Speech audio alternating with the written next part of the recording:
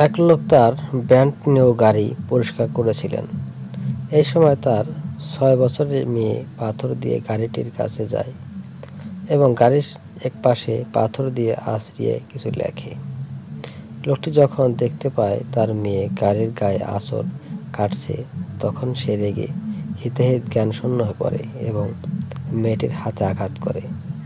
পরে মেয়েকে হাসপাতালে নিয়ে যাওয়ার পর তিনি জানতে পারেন তার মেয়ের হাতে একাধিক ফ্র্যাকচার হয়েছে। হাসপাতালের বিছানায় শুয়ে মেয়েটি যখন প্রচণ্ড ব্যথায় তার বাবাকে জিজ্ঞাসা করে, বাবা, আমার হাত কবে ঠিক হবে? তখন লোকটি নির্বাক হয়ে পড়ে।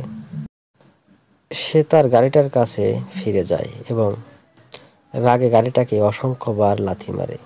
সে তার মেয়েকে কতটা নিষ্ঠুরভাবে আঘাত করেছে তা ভেবে সে অত্যন্ত কষ্ট পায় এবং গাড়িটির সামনে মাটিতে বসে পড়ে।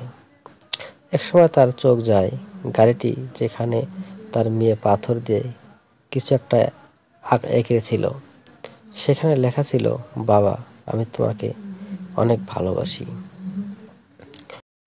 রাগ এবং ভালোবাসার কোনো সীমা নেই। রাগের মাথায় কিছু করবেন না। রাগের মাথায় কোনো কিছু করলে ঠকে যাবেন।